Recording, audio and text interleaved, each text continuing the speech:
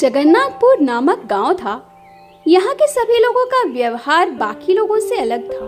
गांव के सभी लोग हिलाल और कामचोर थे। न तो गरीब अमीर की मदद करता था। जगन्नाथपुर गांव में एक अजीब अदालत चलती थी, जहां इंसानों पर नहीं बल्कि भगवानों पर मुकदमा चलता था। गांव में एक समय ऐसा आता है, गांव के सभी बच्चे बूढ़े भूख की वजह से परेशान होने लगते हैं और गांव के अमीर आदमी अपने अपने घरों में मौज से खाना खाते हैं। तभी एक छोटा लड़का जिसका नाम राहुल था, वह भूख की वजह से घर के कोने में उदास बैठा था। ऐसे तो हम सब भूख की वजह से परेशान हैं। भूख ने हम सभी को परेशान करके रख लिया है।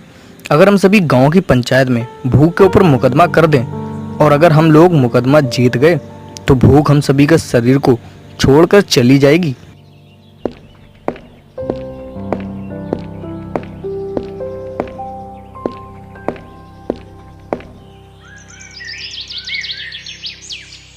सरपंच राहुल की बातों को समझ जाता है और पूरे गांव में पंचायत बुलाता है। सरपंच जी, मुझे एक मुकदमा करना है जिससे सभी गांव वालों की समस्या का समाधान होगा और सभी सुख के साथ रहेंगे। अरे भाई, क्या है और किसके ऊपर मुकदमा करना है?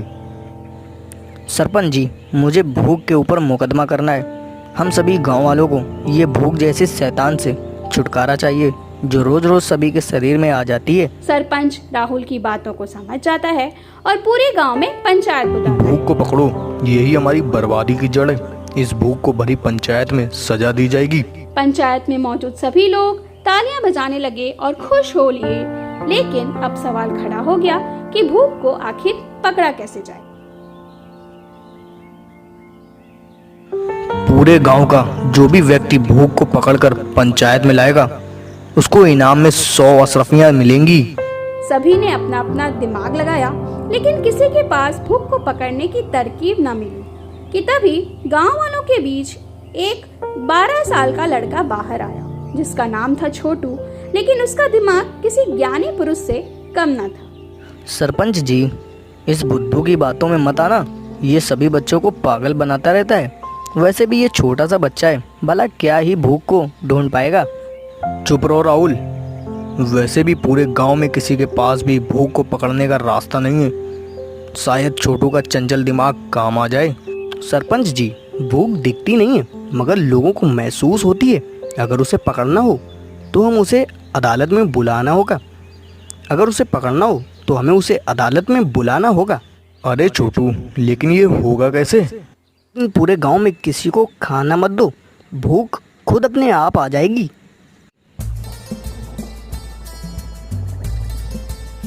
पूरे गांव में लोगों का खाना बंद कर दिया गया। शाम होते ही सभी भूख से तड़पने लगे हैं। बच्चे भी भूख के कारण चिल्लाने लगते हैं। 2 दिन बीत गए, गांव में हाहाकार मच गया। सबकी आंखें लाल और पेट पीठ से चमक गया था। माँ जी, आज तो पहला ही दिन है। मुझे भूख लगी है बहुत तेज।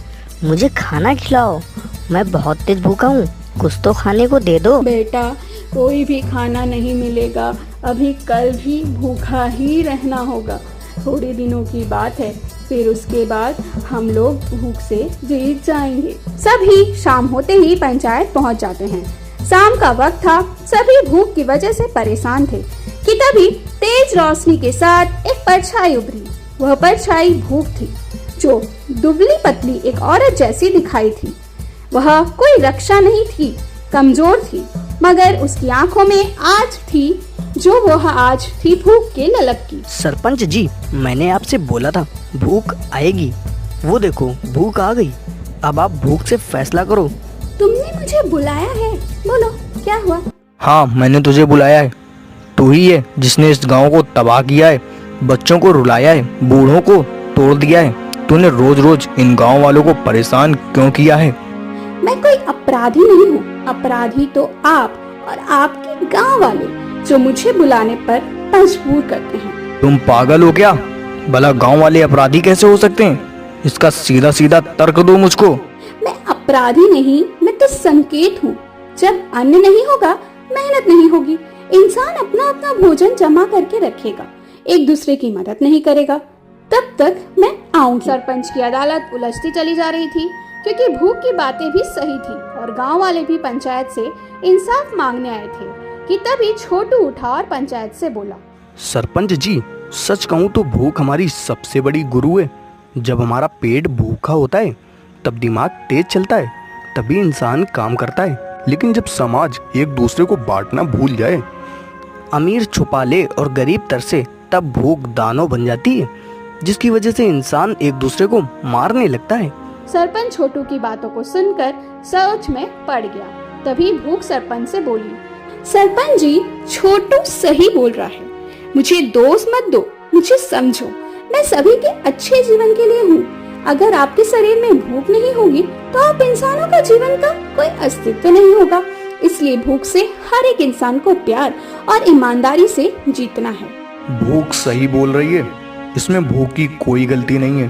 भूख को बाइज्जत छोड़ा जाए और गांव में एक पंचायत की तरफ से रसोई घर बनाया जाए, जिसमें सभी अपना अपना सहयोग करके रोजाना भोजन बनाएंगे, जिससे गरीब और लाचारों को खाना खिलाया जा सके।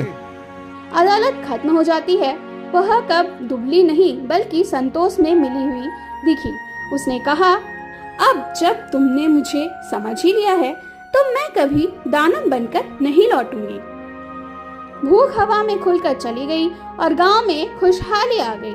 लोग अब लगातार मेहनत करते और कोई भूखा भी नहीं मर रहा था।